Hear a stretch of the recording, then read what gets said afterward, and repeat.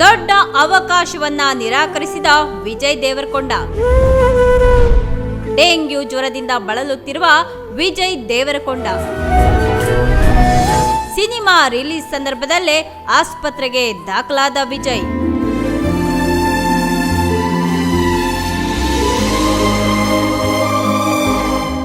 ವಿಜಯ್ ದೇವರಕೊಂಡ ಅವರು ಡೆಂಗ್ಯೂ ಜ್ವರದಿಂದ ಬಳಲುತ್ತಿದ್ದು ಆಸ್ಪತ್ರೆಗೆ ದಾಖಲಾಗಿದ್ದಾರೆ.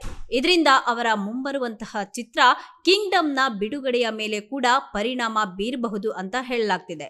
ಜುಲೈ 31ಕ್ಕೆ ಬಿಡುಗಡೆಯಾಗಲಿರುವಂತಹ ಈ ಚಿತ್ರದ ಬಗ್ಗೆ ಅಭಿಮಾನಿಗಳಲ್ಲಿ ಕೂಡ ತುಂಬಾ ಕುತೂಹಲ ಇದೆ. ವಿಜಯ್ ಅವರ ಆರೋಗ್ಯದ ಬಗ್ಗೆ ಯಾವುದೇ ರೀತಿಯ ಅಧಿಕೃತವಾದಂತಹ ಹೇಳಿಕೆ ಬಿಡುಗಡೆಯಾಗಿಲ್ಲ. ಟಾಲಿವುಡ್ ನಟ ವಿಜಯ್ ದೇವರಕೊಂಡ ಕೆಲವೇ ದಿನಗಳಲ್ಲಿ ಕಿಂಗ್ಡಮ್ ಚಿತ್ರದ ಮೂಲಕ ಪ್ರೇಕ್ಷಕರ ಎದುರು ಬರಲಿದ್ದಾರೆ. ಗೌತಮ್ ತಿನ್ನನೂರಿ ನಿರ್ದೇಶನದ ಈ ಚಿತ್ರದಲ್ಲಿ ಭಾಗ್ಯಶ್ರೀ ಬೋರ್ಸ್ ನಾಯಕಿಯಾಗಿ ನಟನೆ ಕೂಡ ಮಾಡಲಿದ್ದಾರೆ. ಈ ಚಿತ್ರ ಜುಲೈ 31ರಂದು ಬಿಡುಗಡೆಯಾಗಲಿದ್ದು, ಸಿನಿಮಾ ರಿಲೀಸ್ಗೆ ಕೆಲವೇ ದಿನ ಬಾಕಿ ಇರುವಾಗ ವಿಜಯ್ ದೇವರಕೊಂಡ ಆಸ್ಪತ್ರೆಗೆ ದಾಖಲಾಗಿದ್ದಾರೆ ಎನ್ನಲಾಗ್ತಿದೆ.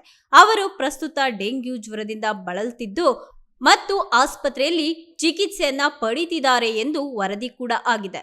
ಇದನ್ನ ತಿಳಿದಂತಹ ಅಭಿಮಾನಿಗಳು ಚಿಂತೆಗೆ ಒಳಗಾಗಿದ್ದಾರೆ. ವಿಜಯ್ ಬೇಗ ಚೇತರಿಸಿಕೊಳ್ಳಿ ಅಂತ ಫ್ಯಾನ್ಗಳು ಬಯಸ್ತಾ ಇದ್ದಾರೆ. ಡೆಂಗ್ಯೂ ಆದಾಗ ಬಿಳಿ ರಕ್ತ ಕಣದಲ್ಲಿ ಸಾಕಷ್ಟು ಇಳಿಕೆ ಕಾಣುತ್ತೆ.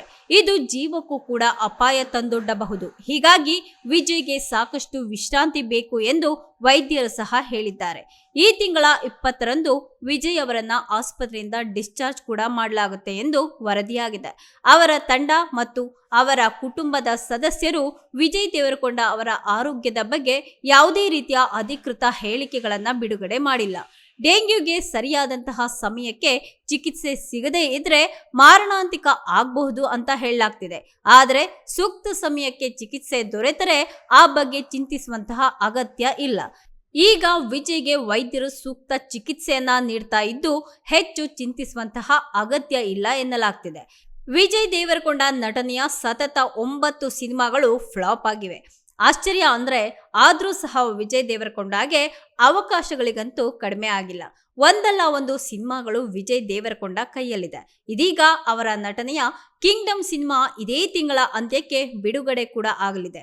ವಿಜಯ್ ದೇವರಕೊಂಡಗೆ ತಾವೊಬ್ಬ ಪ್ಯಾನ್ ಇಂಡಿಯಾ ಸ್ಟಾರ್ ಆಗಬೇಕು ಅನ್ನೋ ಆಸೆ ಮಾತ್ರ ಬಹಳ ಇತ್ತು. ಆದ್ರೆ ಇತ್ತೀಚೆಗೆ ಅವರಿಗೆ ಬಾಲಿವುಡ್ನ ಭಾರಿ ದೊಡ್ಡ ಸಿನಿಮಾದಿಂದ ಆಫರ್ ಕೂಡ ಬಂದಿತ್ತು. ಆದ್ರೆ ವಿಜಯ್ ಅದನ್ನ ನಿರಾಕರಣೆ ಕೂಡ ಮಾಡಿದ್ದಾರೆ.